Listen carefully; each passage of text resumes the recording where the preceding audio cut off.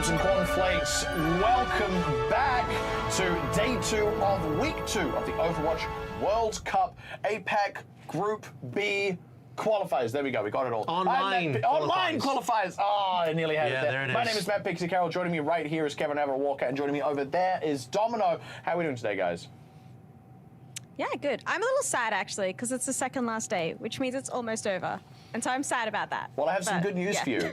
After this, there's actually even more World Cup because we're going to the group stages. We can go ahead and take a look at how that shakes out. Actually, we are in that APAC Group B. As mentioned, 2 of these 6 teams will qualify into those group stages where they will go up against the qualifiers of all of those other regions, both A's and B's. And all of those will be scrambled up as well. So we will have countries playing against countries that they have not yet come across in their starting groups during the online qualifiers. Very exciting stuff. And of course, we still have yet to determine who our 2 winning teams are going to be. It's looking like a bit of a 3-horse race right now, and I think after today is probably when we're going to start seeing that shake out a little bit, especially after yesterday we had some pretty serious deciders that really kind of delineated who is exactly where. This was the big title bout of the lot, India versus Australia, and well, I'm going to give this one to our resident Australian to talk about.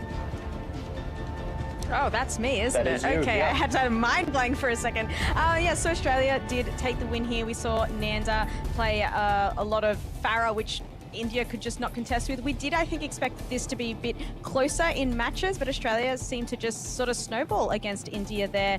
And look, Color Hex coming out with the Farah as well, and I think I'll hand over to Avril for this one. That first game was, that's you actually. You're a resident fake British person and you're covering the wrong broadcast because that's an EMEC. But that first game, Australia-India, was our closest one. Despite being a 2-0, it was the most competitive match. The other 2 games after that, unfortunately, were a little bit more one-sided, quite a bit more one-sided in some cases, and pretty simple play through for New Zealand and also Thailand. We expect them to do well there. Maybe there were some questions about whether New Zealand would look clean versus Malaysia. They indeed. They were definitely a step above Malaysia and currently still keeping their heads above water is New Zealand, and they're going to need to continue doing that because they are the 4th team on that list of 4 that could still make it through.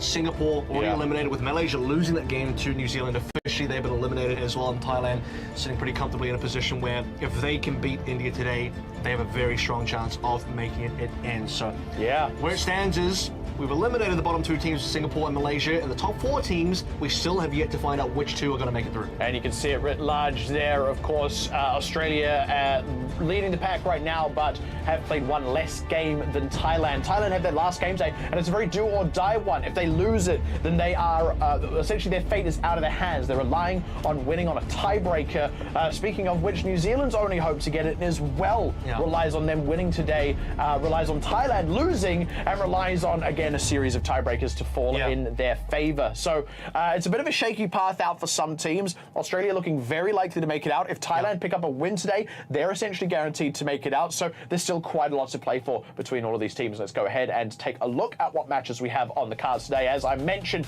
really important one there on the second one between India and Thailand, but we actually kick things off with Australia versus Malaysia. Which, by the way, is also somewhat important to Team New Zealand waiting the wings, because if you saw where the standings were, every team is sitting on currently 3 wins. If you make it a 4 wins, you're basically guaranteed through. The only way New Zealand can sort of hope is to rely on 3-2 tiebreakers where teams are sitting at a score of 3-2. In order for that to happen, one of the pathways actually is for Team Australia, who are not currently guaranteed. If they lose to Malaysia, then lose to New Zealand, which is a must-win for New Zealand, then both those teams will be in a 3-2. If there's enough teams on a 3-2, I think you need at least 3 teams on a 3-2 tiebreaker, then New Zealand has a shot. That would be the only shot. So one pathway on the Australian side exists where they would need to lose to Malaysia. If Australia does beat Malaysia, which is expected, that pathway closes. And then New Zealand needs, I believe, India to beat Thailand, and then India to lose to Singapore tomorrow. So that would be the other pathway. But beyond that, what you mentioned between India and Thailand, that is a very important game between those 2, and probably the more pressing sort of result they were looking for, because the winner of that likely takes one of our 2 spots going forward. Yeah, that's the really interesting thing. Obviously, after yesterday, both India and Thailand have taken a loss against Australia, who are still looking like the team to beat. Let's be completely clear about that, as much as we're talking about how they would need to lose to Malaysia and a whole bunch of other things, and then New Zealand would have a shot in their head-to-head against them tomorrow. The more likely outcome, actually, is that Australia can guarantee themselves qualifying in off the back of today if they can win this very first match of the day. And indeed, we might have even established who our 2 qualifiers are if Thailand go ahead and pick up a win thereafter. But Australia's roster, Domino, talk us through this.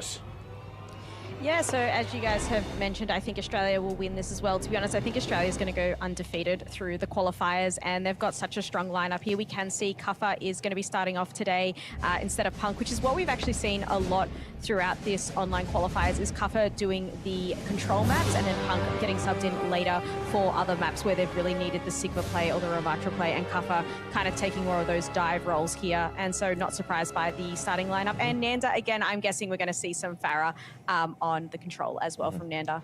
We actually caught up with Kuffer yesterday, and he mentioned very specifically with regards to Punk that they're using him for very particular hero picks. Generally speaking, if they want to run the Winston, they're bringing in Kuffer, and Punk kind of covers a lot of the rest of their hero pool. So again, it kind of speaks to what we're likely to see. Speaking of what we're likely to see, let's go ahead now and take a look at Team Malaysia.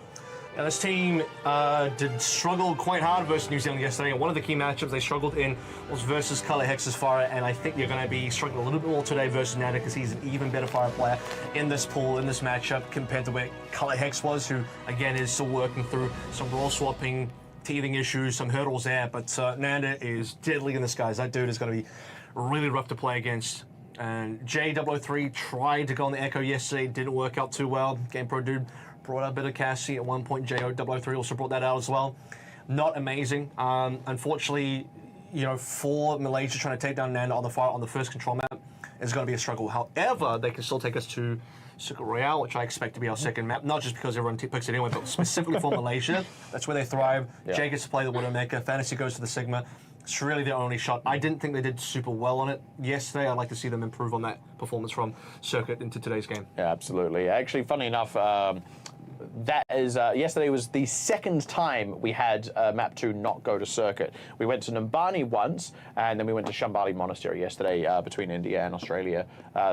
Every other time it's been Circuit Royale. So yeah, quite likely that we'll end up going there. Stranger It's also strategically beneficial for Malaysia to go there. So. It is, absolutely it is. And with that, we of course kick things off, speaking of maps, on Ilios today. That is pre-set. Then loser will pick the subsequent map. We go into choice of either Escort or Hybrid, followed by Push. And if we do have, if we go to Hybrid, we get a draw, and we're all the way there at end of 3 with a draw, and yada, yada, yada. And we go to Control again.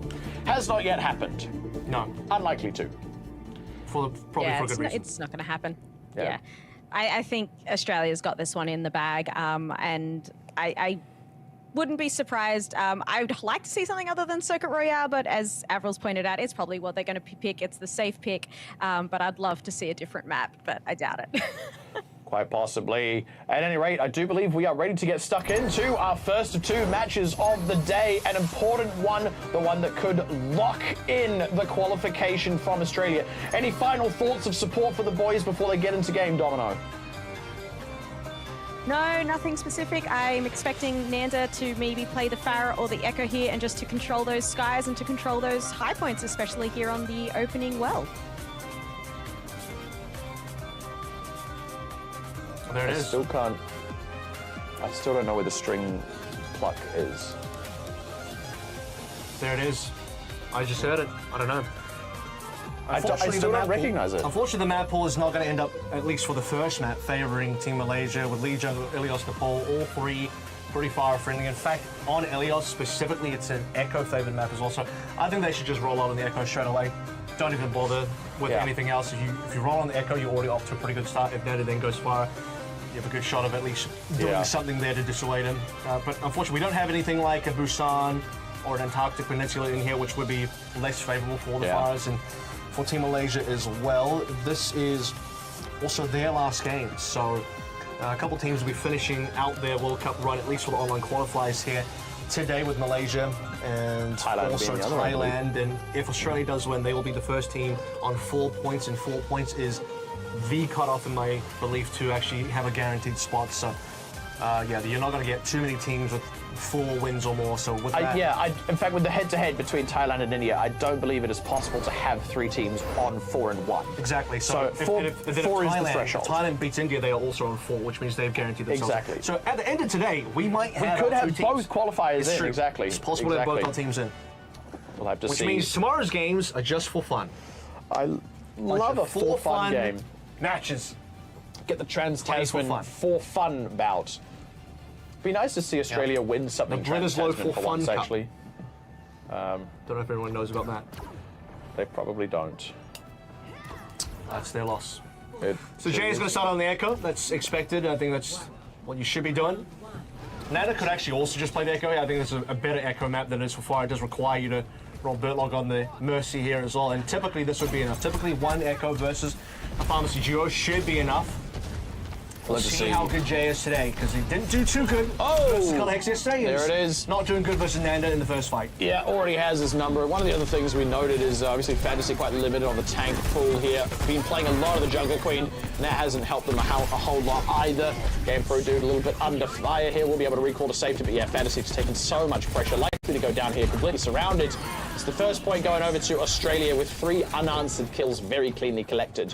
We'll see what the scoreline of KDs are for Team Australia here. When the first kills come on through, it might be a struggle. Fantasy going to D.Va. This is a new hero for Fantasy, a brand spanking new hero that we haven't seen Fantasy play yet.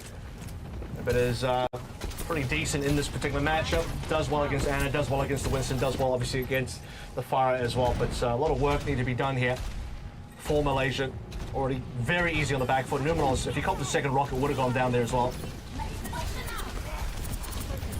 And just continuing the brawl. Bertlog comfortably staying in the pocket of Nanda. Numenos trying to do a similar thing to J003, but again, still just taking a lot of a beating. Contesting the point at least is Malaysia, and they've got that extra help from the D.Va, but there we go. Solo rocket barrage just to deal with J003. Keeps the rockets firing on the body as well, just so that Numenos can't come in immediately to try and go for a res. And now Numenos' attention pulled elsewhere. I'm gonna go down. Nanda seeking that one out. And, okay, Fantasy. Off the map? Yeah, in the drink, in the well. I assume there's water at the bottom of it. It might not be, and that would be painful. Yeah. Well, has anyone in Australia died yet? Not to my knowledge, okay, no. No, so not yet. Waiting. 100-0 with no deaths would be very impressive. Would be flawless run. Exactly flawless, correct. A Would be as flawless as you grand ever do. I mean, that would be the goal. That'd be the goal for Australia. Another kill onto J003. Numenos trying to go for a res, but just can't afford to commit to it.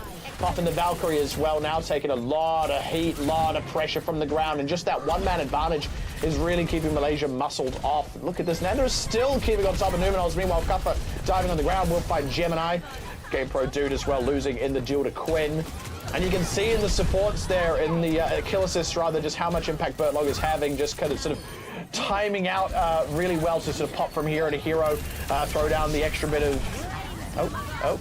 No, out of range of the self-destruct. I was going to say throw down the damage boost. Flawless? That's it? That was, yeah, that was flawless. Deaths? No deaths, none whatsoever. That's why I was waiting to see if Nanda was in range of the self-destruct, because he was channeling the rocket barrage and would have not been able to avoid dying, but was out of range of it.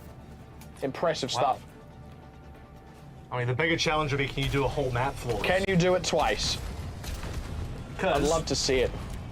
I don't know if it was flawless, but I do know in yesterday's game in APAC A between Korea and Philippines, Korea, I believe, full held the payload right out of spawn on circuit, a circuit or another map, actually I'll check. That's impressive. It was circuit, and then just touched the payload and won. Like 0.01, touched it and won. So that's insane. That's really cool. I don't think we've even seen a single 200-0 this tournament in APAC B. I don't remember. We've had a couple of lockouts, had a couple of 100-0s, but we haven't had a team actually do it back to back on Control. Usually there's been, it'll be like a fight that the winning team still wins, but the other team gets like a cap partway through for like 10% or something. Game Pro down early, Numenos as well. Oh, the streak ends as Zaki gets picked off. Fantasy in the counter dive there. And I mean, that's to be expected. It can be a little bit hard to keep yourself alive against Winston diving in when you are button immobile. Anna. Speaking of which, though, Fantasy is going to be dispatched of by Nanda, and once again, the opening point caps go the way of Australia. May yet get the 200-0 lockout. Still waiting for their first pick to come through as well. They've got a sacrifice now away from the Echo. Moved over towards the Ash instead, a little bit of a long-range hit scan to see if that will be effective versus Nanda. I bet it won't. It'd be... normally it would be somewhat effective, but at the moment, Game Producer is not able to get any angles, and Nanda's just marked them out. That's kind of what you need to do. Mark out the Ash. Oh.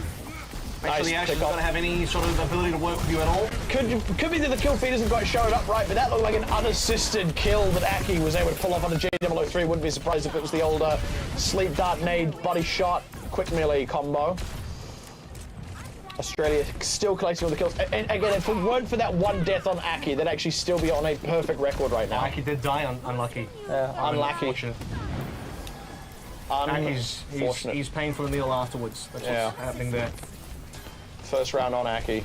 So the offense should Rocket come barrage, through. very clean. 2 quick pickups. Did get slept, but otherwise Cuppa. embarrassing. Poor showing there. Well, Cuppa's getting second round. I was going to say, ultimates are coming online from Malaysia. Should be soon. And I believe Game Producer is still working on the first bomb there. 40%, that's quite a fair bit behind. That's I mean, he's barely been able to fire off shots. He's thrown dynamites. That's about what he's been able to do. He's not had sightlines to play through. And that's really telling. That goes to show just how dominating Nanda is right now, that he is winning the sightline battle against an Ashe on the ground. Numenor's down. Nanda, once again, just so comfortable. Cuffer getting aggressive. GamePro dude barely able to play the game. Collected 8% of ult charge in that entire exchange. Now we're up to 85% of the map. So you wanted to see a 200-0. I think it's about to come through. Looking very likely with those extra deaths, and Quinn even fighting J003, getting a pulse bomb stick as well. well. Not an easy one to pull off in the Tracer duel. Barely anyone alive for Malaysia GamePro, dude. I mean, struggling to even get near Nanda, just keeping on top of him, had the nano boost, not even touching the point. It's like 3 players didn't get an ultimate. Absolutely, absolutely devastating start for Australia. Wow. Devastating in the good way. Devastating, unfortunately, for Malaysia. Who are devastated. But exactly what you'd expect in terms of the prowess of Australia coming into the series. Nanda, I believe, went flawless. So I think 2 players died there, Cuffer and Aki, and that was it, right? Yeah, Cuffer and Aki. So the only one that went down. 3 players went flawless. Impressive. Really impressive. How impressed are you, Domino? Are you as impressed as the 2 of us?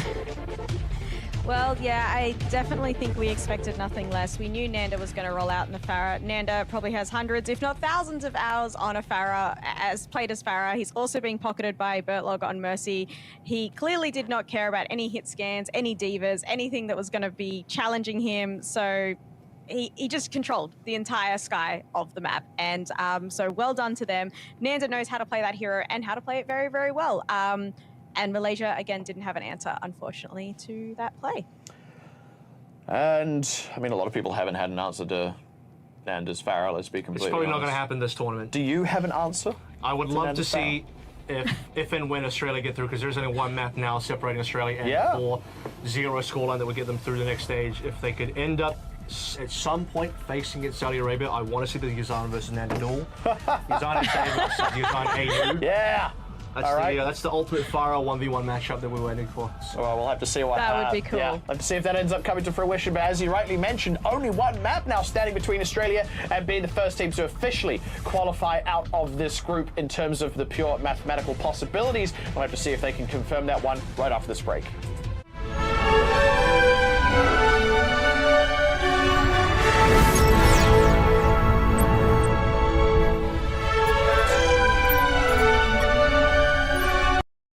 You asked, we listened. The McFeast is back in all its beefy, salady, saucy glory. Value means more at Macca's, so grab a McFeast lunch deal now for only $5.95.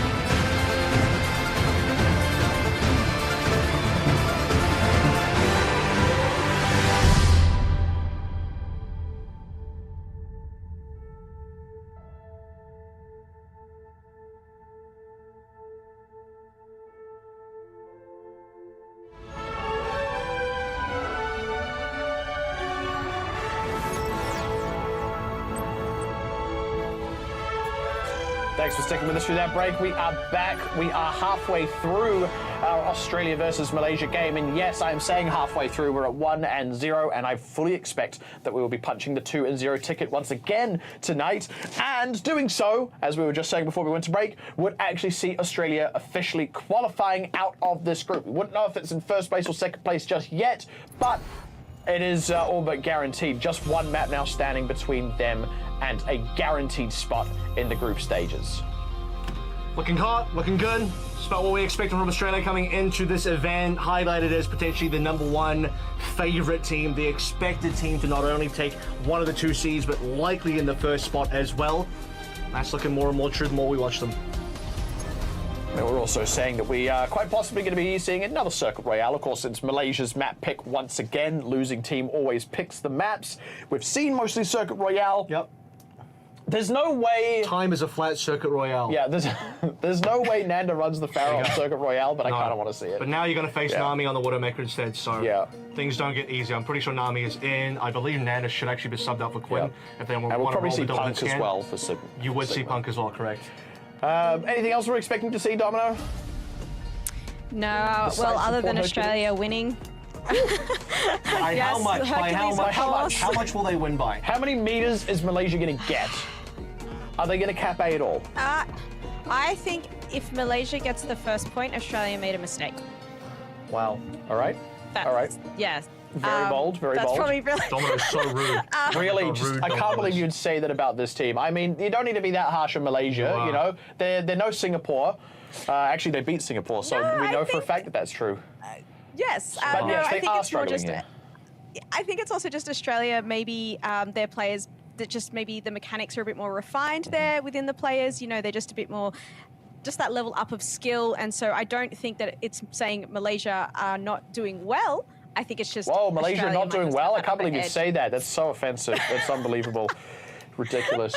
But it does look like we are all set and primed, ready to go into game. And I do think you raise a good point that really the other thing that's happening here is that Australia is going from strength to strength. So thank you very much, Domino. We will catch you on the other side. And speaking of catch, quick shout out to Macca's here. Of course, the McFeast is back in all its beefy, salty, saucy glory. Value means more at Macca's.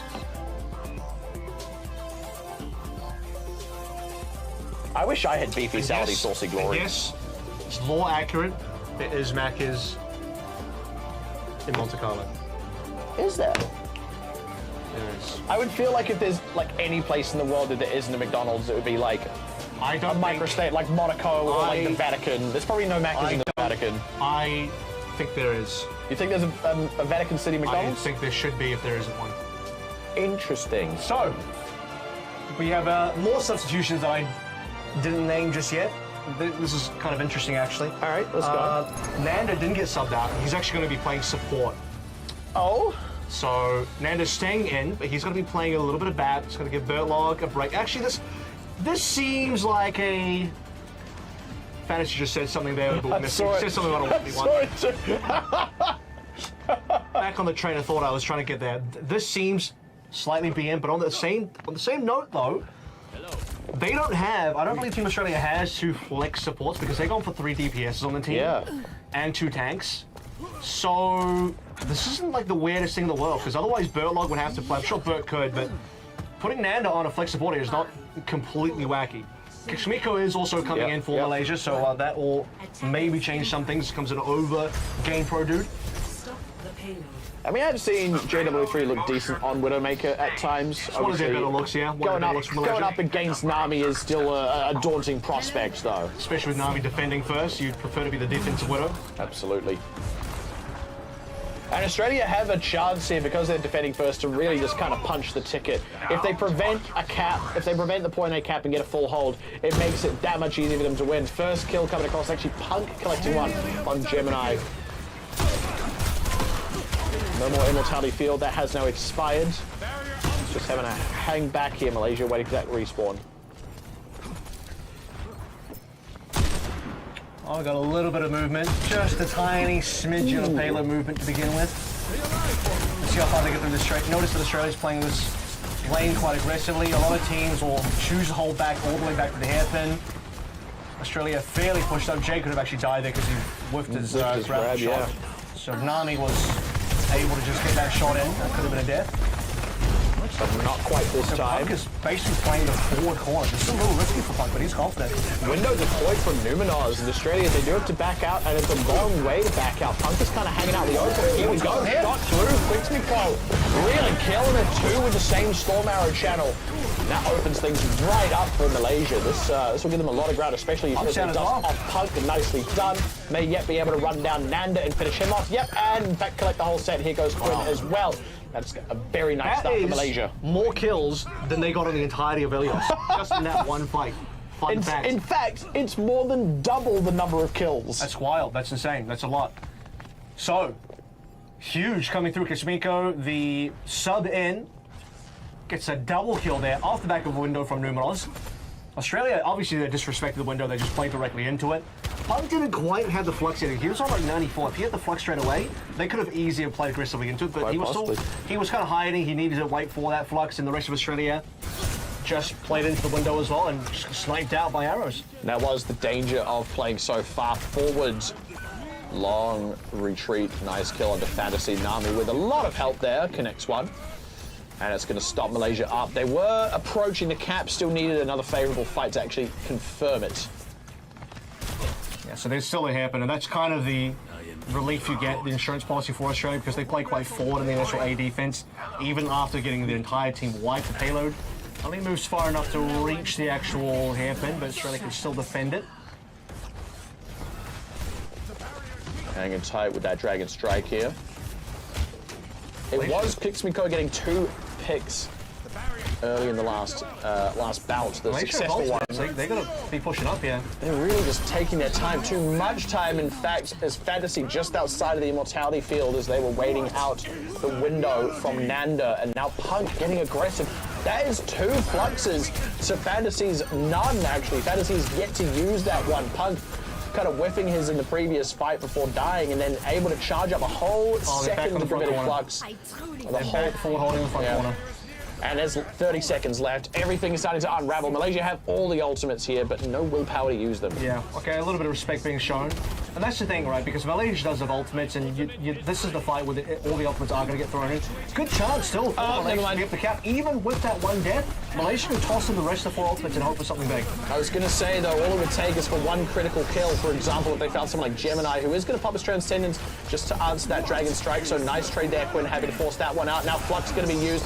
Only catching Nanda is going to land down in the Transcendence, so he is just fine. They didn't even use the Immortality field there. A lot of confidence from Nanda. And there we go. Now has the Immortality field down in place to handle the Dragon Strike. It's now no ultimates left for Malaysia. Just that window that is about to run out. And there we go. Quixmico going down. Not looking good for Malaysia in this final fight. Every single ultimate was answered by Australia's usage very nicely of their limited abilities between the Transcendence and the Immortality field. They avoided everything Malaysia threw at them, and they completely shut them out of A point. 90.51 meters away from qualifying into the group stage now for Team Australia.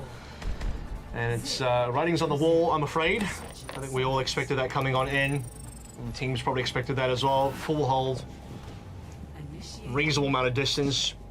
Credit where credit is due. Malaysia did win a fight there, and they got the payload all the way to the end of A, but not enough stability to be able to finish all the way through. And now for Australia, interesting to see how much time they take here. 4 full minutes to get 90 meters. Plenty of time. Indeed, 1 successful fight could be enough for it. And we saw Malaysia really kind of struggling to keep their heads above water, just very uncertain, unwilling to commit even when they had significant ultimate advantage. And no, this isn't going to be a real... Oh, it's going to be a real Reinhardt, though. They're going for a spawn camp. They know that they need to. I respect that they understand they can't win the mirror, and they're going to try something wacky and what is likely to be their last showing in the World Cup this year. And for Malaysia, pull through something different. Fantasy's shown more heroes today than I think for the entire rest of the event. So saw a Diva today, saw the Ryan coming through now. No idea what the Ryan's going to look like. They don't want to show it too early. I think they are potentially showing the Ryan too early now. This is Australia know what's up. They probably understand the TP. I mean, Nami can confirm that straight away with an arrow, so look for that. They've already seen the rotation. Yeah, there we go. Been completely spotted out, and Australia can just rotate out this side here. Nando's going to be on the Mercy. He's going to be on the other end of the Mercy duo. That's a proper role reversal. You got to respect that. And I mean, look at that. They're having to charge just to get into play. Numenal's in trouble. Right on the ground. Already rotated onto the car. The payload's already gone. Yeah, Punk just goes straight for the payload. They keep Malaysia busy on the high ground. Malaysia, even with that setup, even with this particular combat, gets scouted out, and they just don't have any proactivity about it. Late deaths coming through now. Gemini, the cart already underway. We'll have to see if Malaysia change things up for this final potential defense on A. Things are changing. Yep. Double hit scan. Numenal's went over towards the Zen. Fantasy sticking on the Rhine. No, Roadhog. Yep, okay, going full pick. He's really... It's probably last fight here, so whatever you got left. Hanging out. Whatever's left in the tank at this stage. Just tray every tank hero, see what happens. He's got an ult. Here we go. One hook and do it. Oh, that's a good one, Fantasy. One of the only people to die, actually, on the previous map. And there we go, Fantasy fighting another one on Nami. That's decent. Does go down, and Aki rezzed. Aki down once again, though. Nanda and Quinn, the only ones left. Battle Mercy, Nanda... you can... Just the DPS instinct kicking in. It's going to be a long, slow death here. Still, 2.5 minutes on the clock for Australia to get this one over the line. You know what? Punk is like, all right, now he's going back over to the segment. Yeah, I think he actually deleted his ultimate there. I think he did. Because Punk was about to be on Flux, if I'm not mistaken. Instead, he's on Flex. He goes, I don't even need the ultimate. You know what? He's they're going to play the quote-unquote real comp now, and probably won't take too much to get past. Very easy, by the way, to just throw storm arrows in with there's no shield blocking you now. As long as no one gets hooked, this is Australia running it down, sending it out. All it's going to take is one particular pick. Anti-heal and a sleep. Fantasy's done for. Numenal's even going down to Quinn with the overclock running. Finds Kixmiko, J003, and not even confirming the final kill before they get the cart past the line. Fantastic from Australia. And they've done it. First team to qualify through. Yep. And I think Australia, I think Australia should be really proud of this, by the way. And we haven't really talked about it much, but we've mentioned that Australia has generally been one of the better performing teams at World Cups in previous years. But we didn't really talk about the fact that that means there's a legacy that this particular incarnation has had to live up to, and they have absolutely done that. Fantastic work. In this entire group of teams, Australia the only one that have ever made a top 8 in World Cup history. Yeah. So... And they're well on track. Famously got reverse swept by Canada in 2018, I believe. They did. There it is. And well on track, as I said, to maybe approach those same lofty heights, indeed perhaps surpass the results of rosters past. Again, largely expect the result, but it's got to feel good, right, Domino? Yeah, definitely. And I hope we do see them all the way to the end again of the Overwatch World Cup. They definitely have some big shoes to fill. We had some really big players back in the day, but well done to them. And look, as I said, I felt like the only way they were going to give that first point to Malaysia was if they made a mistake. And look, they almost did make a mistake. They did push a bit too far forward. They might have gotten a bit too aggressive, but they brought it back and they quickly picked things back up and played it a bit more seriously, held the team back. And so well done to Australia, making sure Malaysia did not get that first point. And look, Malaysia tried some fun things for their final map here. You know, they did a bit of the India trick there. They tried to do the really hold close spawn. Did it work? No, we've seen it hasn't worked. But hey, good on them for trying and maybe having some fun on their last matchup today. Certainly as much as one can have, and even Australia having, let's be honest, having a wee bit of fun there with the role swap on Nanda. Having him play the Mercy, I think, was just a nice, sweet addition to the whole thing. A bit of a cherry on top. Good thematic touch. Really, yeah. Goes to show that, you know, the man really can do it all. Has the humility to be the pocket Mercy. And I do believe, speaking of, we're actually going to have a chance to catch up with Nanda. I know what I'm going to ask him. Hey, Nanda, how you doing? I'm good. Straight after that How win. did it feel to have to play the pocket Mercy when you were used to having the Mercy in the pocket? Bit of a role reversal? Did it come naturally to you? Did you realize that you've been mistreating your Mercies all these years? How was that? It's a bit tougher than I thought. Just a bit of a flaw Mercy I am. Someone clip that, by the way, because you've just made Mercy mains days with saying that. I have to ask Nanda, how is the team feeling? Was there like a shout of, you know, excitement at the end there as you guys just realized you're in? You're in to the next stages pretty much. Like, I don't think, like, I think now you're going to be top 1 or top 2. Like, you made it. How's everyone feeling? Yeah, we're all pretty excited. We're just praying that we don't get a South Korea in our bracket. But don't want to verse them again. Be stuck in. It's good to see you on another broadcast, Nan. I feel like we do this often. I would like to see a particular team, though. Not South Korea. I'd like to see you guys go up against Saudi Arabia. How do you reckon you go up against Yazan in a fire duel? I don't know. He's the fiery goat, but I reckon I give him some money. Run him for his money on the fire. Well, I guess I've got a final thing just to sort of round things off, and without wanting to dampen the spirit of victory too much, obviously we were just talking about this. Team Australia in previous World Cups has tended to perform quite well. We were just saying top 8 is the farthest that they've gone before getting reverse swept by Canada. That was back in 2018. So there's quite a bit, I would say, for this team to live up to. Are you guys feeling any of that pressure now that you've got to move forward into the group stage? Is there any sense of needing to measure up to a certain point or even outdo Australia's best result in the past?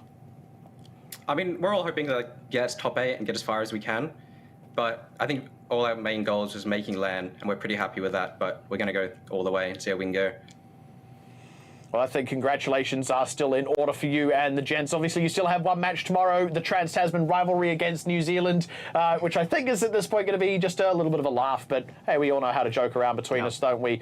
We still wanted the rugby. I don't really mind. Thanks very much for joining us, Nanda. Best of luck in your final series. Congratulations again for qualifying. Thanks, guys. Have a good one. Man. Got a last note to add real quick is just the slight correction there. It was 2017, the reverse river. 2018 was when they faced up against Korea first, which is what we're all referencing at once. Classic. That was in 03, so it was they got top 8 twice, 2017, 2018, but both times they probably could have and should have beaten Canada. Korea was just an unlucky draw. Tough beat, tough pull.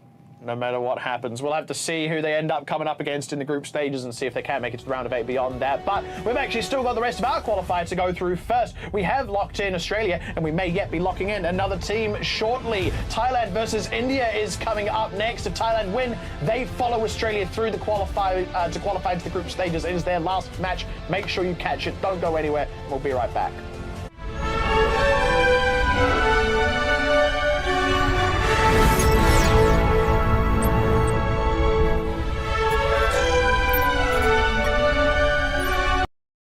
You asked, we listened. The McFeast is back in all its beefy, salady, saucy glory. Value means more at Macca's, so grab a McFeast lunch deal now for only $5.95.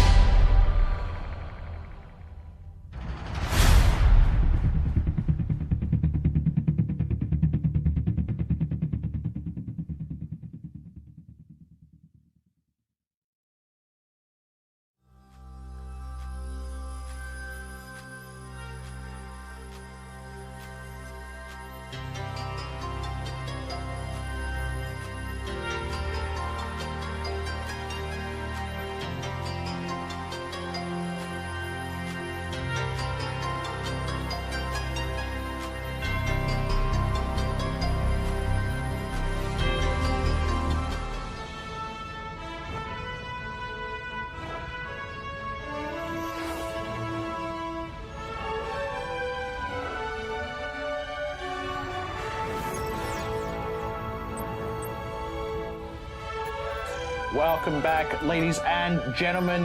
We have already dusted off one match today, and we still have another one yet to come up. We have sent one team officially, mathematically through to the World Cup group stage. That team was Australia, having just beat out Malaysia. And in our next match, we have a chance of sending another one through. Next up on the cards is India versus Thailand. What are we feeling about this? Very important game, extremely important game. A lot of implications here. Likely the game that sends our second team through to the group stage in terms of qualifying them in. If Thailand win, they finish with a 4-1 scoreline. This is also, by the way, Thailand's last game of the online qualifiers. Yeah. So if they lose, they're not completely out, but the game is officially out of their hands. India would go 3-1, Thailand would finish 3-2.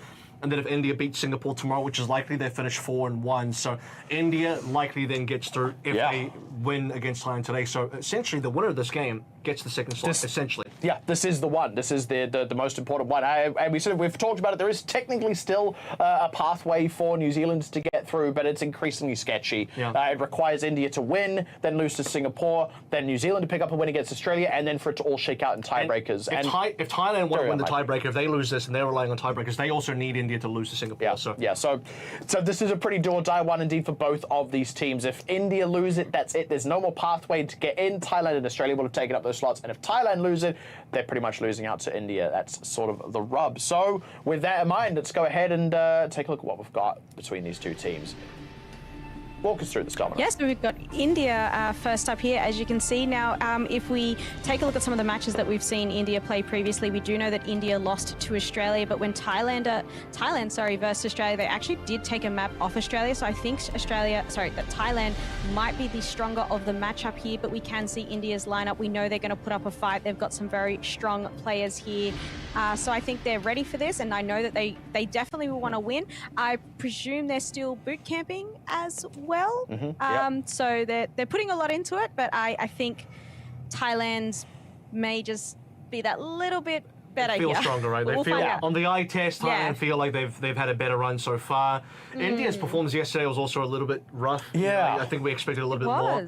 So yeah, we actually caught up with Apudo on the Thai team yesterday after their win as well, and he sort of talks about how right now their big weakness is their communication, and when they're communicating well, they're pretty confident that they can beat all comers. So I feel like that means, all things considered, there's a little bit of an element of just the on-the-day gameplay between these two teams. If India come in a little bit harder than they did yesterday, if Thailand come in maybe not as slick and clean on the communication front, then we actually could see a situation where Thailand, despite on the eyeball test being the better team, could actually still walk away with a loss. There was so much on the line. This is absolutely that do or die moment. So this is when you'll also see how the teams behave under pressure. By the way, while we've got this roster up, a particular matchup I do want to highlight is Ace and Pummy.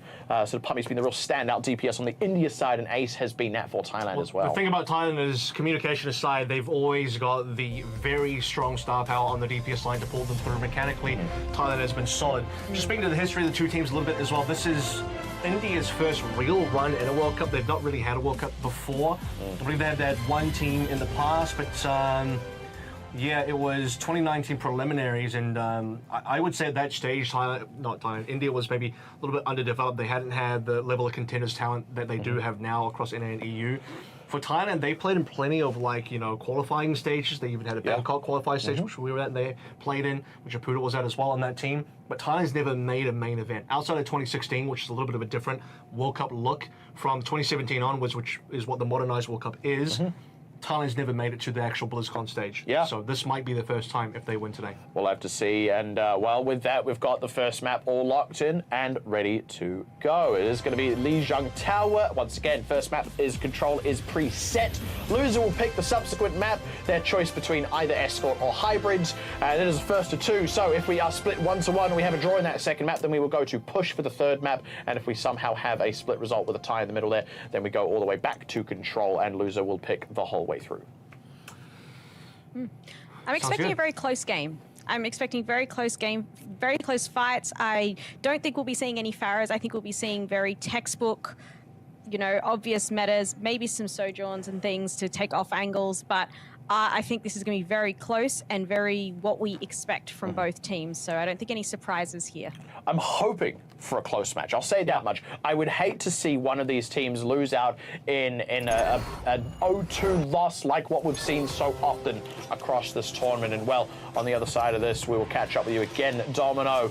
Lijiang Tower is where it's all going to start for the both of these teams. We'll say though, even in yesterday's 0-2 loss to Australia from India, it was still fairly competitive. They won one of them to 4 rounds. They capped through a decent chunk of Shambhali Monastery as well.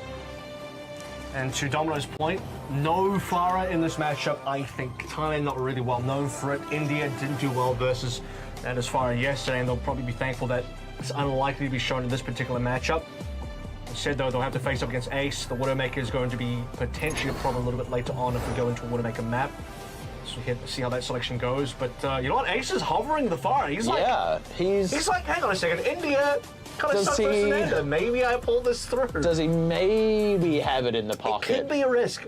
I don't know how practiced Thailand is. I don't think you can just throw a random fire out there and just expect to win either. So I do question how practiced Thailand are on this. Because it's not just about running the one here. Your whole composition has to make sense. They're also going to be playing the Junker Queen version as well. High Vision moving on to a Soldier. That's maybe a little bit more standard. I can respect this. And I'm excited to see how well it'll actually perform. A quick rotation onto the point from India as Ace trying to go in on the side, finds Pummy early. It's all coming back to them.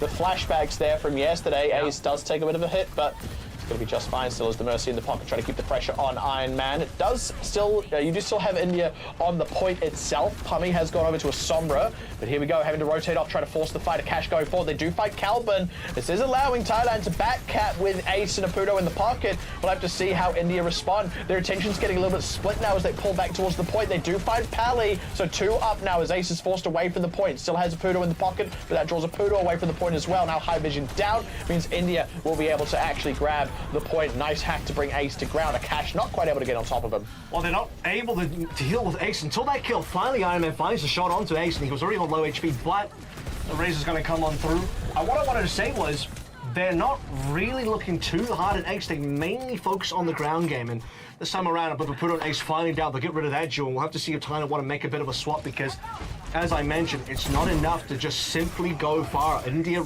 they respected the fire coming through. They lost a player to it and said, what we can do with this composition is try and run down the 4v3 on the actual floor.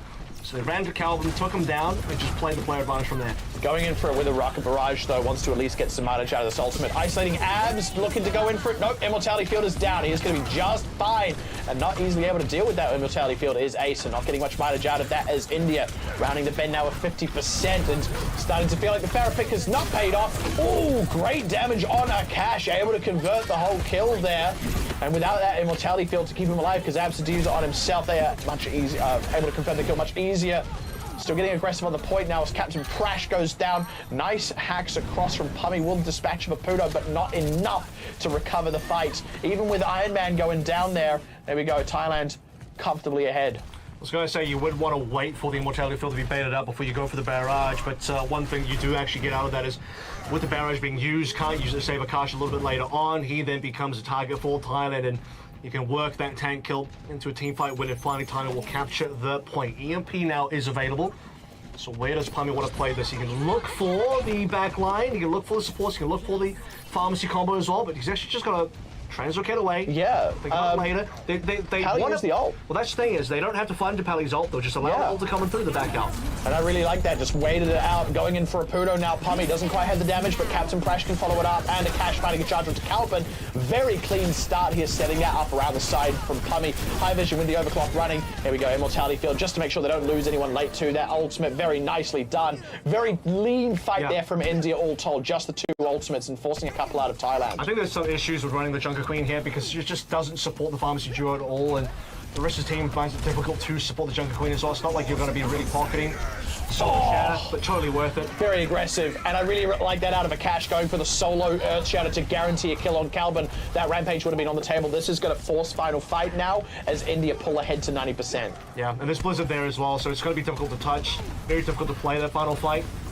These 2 ultimates, you know, I think the Rampage could find some value, but there's still a lot of healing there. Oh, didn't come out. Yeah, directly on top of Captain Prash. Abs is too far away, I think. And now with the Immortality Field down, Abs try to keep himself alive, but super low. Iron Man pops the Blizzard, but again, with members low and otherwise dead, they don't get much value out of it. Thailand able to convert off the ultimates they had at their disposal. Abs was just too far away from Captain Prash. We saw Abs push all the way up through main into the choke, and so far away from the rest of the team, like, you have to be prepared to be able to have the Immortality Field ready for that rocket barrage.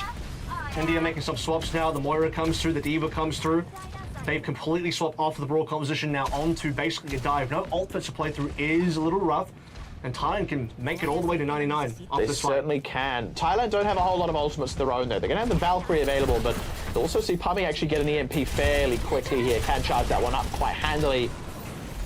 I do like going in for the Diva here. That's a very low. Abs will get finished off. Pally aggressively forward, but otherwise fine. Sort of stuck in a bit of an unhappy brawl against Calvin there. Is a Cash Iron Man in trouble, may yet go down. And this is not a situation where India can afford to lose anyone. 95% for Thailand. India, they're going to get one last shot at this as we're going to go 99 to 99. Yep. And we're still waiting for Iron Man. Pummy's only just... Pummy's down! Low HP. High vision. Absolutely fantastic work, and now has a pulse one that he can use to largely DMAC a Cash. Abs low already, goes down. High vision on a tear. Rocket barrage once again onto Caps and Prash. No Immortality Field this time without the bat in play. Thailand able to get that last one, and those hero swaps for India not paying off. Not because they failed to shut down Ace, but because High Vision just picked and dominated. I mean, it's hard to rotate back onto point. You'd have to think on the Brawl, especially up against a Fire now. Looking at just so much damage on rotation, it's once again, unfortunately, for Team India, this hurdle of the Fire is just one that they continually stumble over. It's been difficult for them to do too much about it. I would say that RNG goes bad for them because we're onto Guardians now, but they are down 0-1 in this map. They would have to win Guardians and Control Center both. Even if we play Control Center first and they won that, still going to get past Guardians. At this stage, you got to expect that Ace probably runs out on the Fire again. If India can't pull through, probably Iron Man on the Echo, I would say, their chance of winning this are very low, but they're going to try and make the same Winston composition work again. This is the composition they swapped to. That felt like a late swap. This time they start on the composition so they won't be far behind. Did have the Diva on that as well. Yeah. I do like going in with the Winston. I feel like it delivers them a lot more options for possibly getting on top of the likes of Pally and High Vision. Calvin manually hacked out. Just firing rockets in on the side here is Ace. I think this is a good matchup with Calvin, though. You know, Junker Queen versus Winston is always positive for the Junker Queen, so that's a good point for time to work through. Just taking so much extra harassment from those rockets. It's making it so much easier for the likes of High Vision to collect kills as soon as they've been taken low and weakened a little bit. And this time it was Calvin able to confirm that initial kill. Now a Cash low, trying to run for the hills, not going to be able to make it back to a health pack, and that's a late death here, given that Thailand already have control of the point. A lot of staggers, extra staggers coming on through now, probably more to be expected. Abs, a little bit in the middle of nowhere. And a long-range rocket from Ace will secure that as well. Cash now on the Orisa. Will there be more swaps? Because now we're looking at more of a Brawl again. Very slow character. I would actually prefer the Diva over this. Because it seems like they want to maintain the Lucio Moira, which gives you some options to sort of play a fast composition, whether that's with the Winston dive or something more like a Ram. But the issue is, they just can't do too much against Ace. Abs just isolated, cut off in that rotation. Not able to blink forward, blink backwards. Separated from his team, that leaves a Cash out in the cold. Captain Prash as well. Aputo does go down. But it's probably not going to be enough to start rescuing this fight here. Iron Man would have to really pop off, but it's just too difficult right now. Ace low, doesn't have a Pudo in the pocket, but it's still fine. Pally topping him off bit by bit. Iron Man might be stuck, just use a recall. Low HP as well. It doesn't get cleaned up. Abs instantly forced to face. That's one long cooldown gone. Pudo is in a bit of trouble, and Pally TP's forward, so that was nearly an opportunity to get Pudo down. India are going to get a cap just about. Thailand forced onto the point now. Abs is low, but he's been able to rotate around with the team, and here we go. The fight breaking out in earnest. Hack off to the side there as Pummy has to back away, though. Translocate to save the aces there, but traded for Captain Prash, and Pummy is only just re-entering the fight. EMP now catches 2. The Spirit Rush already committed. Pudo low will get dusted off as well. Calvin going to go ahead and use the Rampage anyway. I think that was a bit unnecessary. They don't really have the manpower here to convert on a Cash, but as I say that, they find Abs. A Cash low, no support to heal him up. It's just, yeah, there we go. We'll be able to find him, but the extra kills come in the way of India. Very dicey fight there. Super sloppy for Thailand, though, because they actually had Ace and Pudo split up, and the reason why Ace got picked first and actually died is because Pudo was in a weird situation versus Pummy, had to get saved by Pally. I don't know how Pudo ended up being caught out. Possibly could have been hacked. Ace wasn't there to, you know, push Pummy away, and it's either Ace just kind of leaving a Pudo left to dry there, or Pudo not being able to catch up, but either way, you can't have those two separated at all. Akash has been really struggling here, and often they're finding themselves one support down in these fights. Super low, having to go in for it anyway. Popping the ultimate, not getting a whole lot out of it. Now Sound Barrier committed, trying to get on top of Calvin. But even with all of that, they're not able to get on top of him. Draws in some aggro while Akash is out in the open for just far too long with those rockets coming across. Tyler getting the cap across, 90% already. India still losing members. Now Abs goes down, they do find Ace. Nice catch there, Iron Man making the swap over to Cassidy.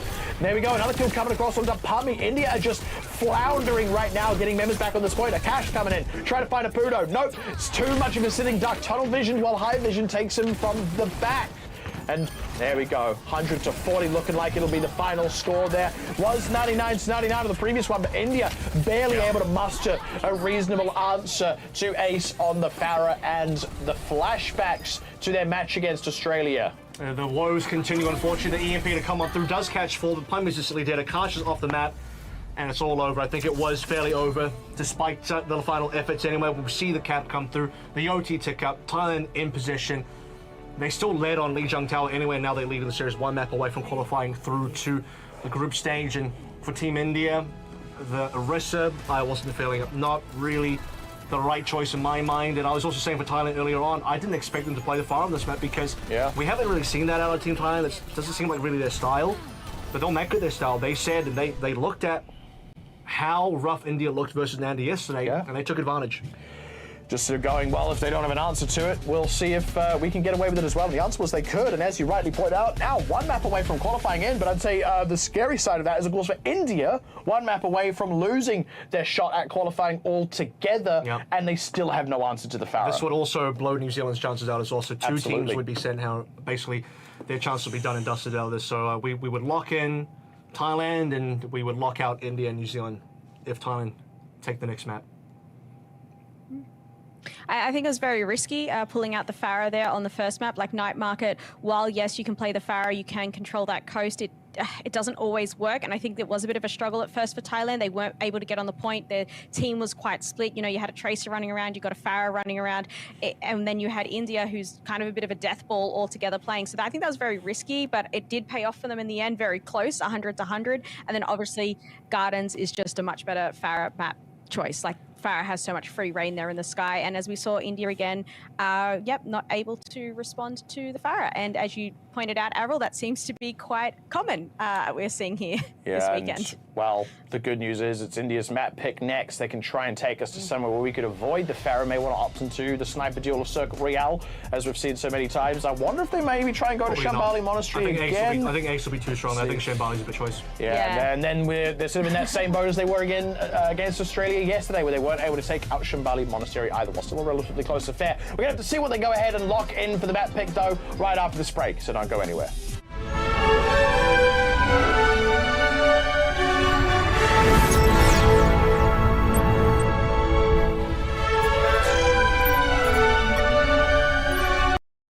You asked, we listened. The McFeast is back in all its beefy, salady, saucy glory. Value means more at Macca's, so grab a McFeast lunch deal now for only $5.95.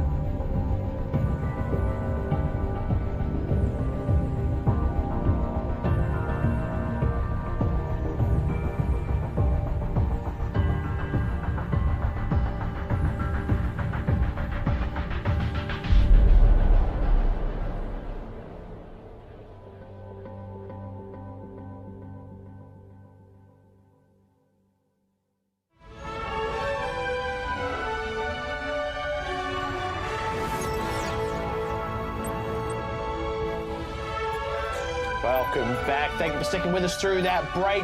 And if you're an India fan, I hope you went outside, had a deep breath, maybe took a quick relaxing walk before getting back into your chair, because this could be a little bit of a stressful one, a little bit of a nail biter. Dropping that first map against, again, I nearly said Australia, against Thailand, but no, it would be deja vu, because they dropped a first map against Australia yesterday as well. And now, does feel like deja vu, tournament life on the line. And yeah, that Farah we talked at great length about. Yeah, Farahs across the board. It seems to be the struggle here for everyone. As Avril pointed out, is it that they're watching Australia and New Zealand playing the Farah and realizing other teams don't know how to answer to it, or is it just actually, it might just be strong in this group stage? I don't know if any of the other group stages have had as much Farah play as we've seen over this weekend, but Ace wanted to show everyone that they know how to play the Farah as well, and they did a great job on Lijiang here against India today. We'll have to see now. We were talking about it just before the break, what India actually choose as their next map pick. Could well be their last. They need to choose widely. They want to try and avoid the Farah once again. They still just don't have an answer to it. No real capacity to maybe opt into an Echo. Haven't been able to shut it down with the hit scans, with the we haven't really played on the scan, to be fair. They haven't had a lot of great answers to it overall. So it's still at the back of Thailand's mind as well, that maybe they could just go to Farah and try and push it through that way. Might even be worth taking a shot anyway. There's not really enough Farah maps left, and India will, because they lost the first map, they're gonna pick a map that avoids it here. Shambali was chosen yesterday. I think that's a reasonable choice to move forward. I think they want to force like a Ram type situation, which I think is better for this matchup for India. I still think India can pull through and at least make this three maps. I don't know who wins if we go to push. That could be anyone's game. We've only seen, I think, the one push so far. Not been a lot of push, and it was Thailand actually against Australia. Two. It's Thailand, Australia, and Singapore, Malaysia. All right, Circuit Royale opting into a sniper battle, and that is already a dangerous game to play against the Ace as well, as we were talking about. But this is where they want to go. They want to play the Sigmas. I think this could still work out for India. Again, they are no slouches for their own DPS lineup. It's been that sort of. It's been a bit of a question, right? Is how does the head-to-head actually look between these two DPS lineups? Well, we're going to get a pretty resounding answer on Circuit Royale. Well, I think we've seen Ace and High Vision do very well in the sniper lineup, playing the Hanzo and the Widowmaker. They've performed greatly. We saw them yesterday, so I think this is still going to be a Thailand win. I would like to see an India win because I'd like to go to that third map. I'd like to see a really close game. We did talk about that, but I think I'm not surprised they picked Circuit Royale, but also I think this is going to be a really rough one for them. Ace has been performing amazingly this weekend. Credit to him for that. And we'll find out in just a hot second how that all plays out. Thank you very much, Domino. After this, we may yet have crowned another qualifier. We'll have to see with how Circuit Royale goes. It's especially rough given that India's history on this map is they don't play Pummy, Iron Man, or Matrix on that Widowmaker. They opt for specifically the Hanzo Sojin combination. It does mean that even with the Widow nerfs, you're likely to get outranged here, and you're not just up against any Widowmaker. I think you're up against maybe the deadliest Widowmaker that we've seen in this group as well, in Ace. So it would be one thing to try and test the waters in that long-range battle versus another team. Certainly another to take it up against Ace.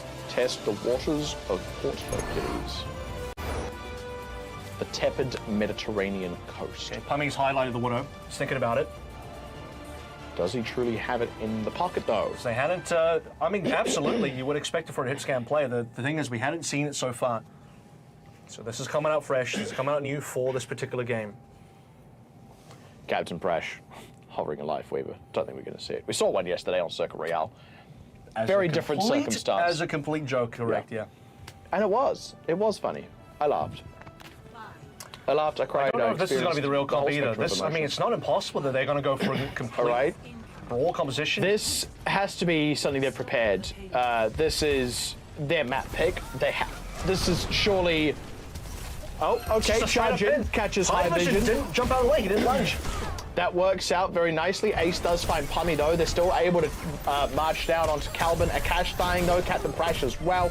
And they were tunneling a little bit on Calvin, trying to dust him off, did not have the Rhine shield up, and Pummy just took a shot directly in the brain. Well, Akash kind of just dives straight in, has that charge, gets a single pin kill, but the rest of India was out in the open for Ace and the rest of Thailand to be able to snipe down, and you're just going to lose the long-range damage. Thailand have plenty of room to pull back on. The sightlines on this opening lane are super long as well, and once Akash's shield goes down, you're just going to be out in the open for High Vision Ace to take you down. Going for it again now. Rotation around this time with the teleport. Wow. They find Ace Good early. strike. Iron Man getting a nice click on that. Bit of a lucky break for them, and now with the man advantage, they can maybe start barreling down this mid lane.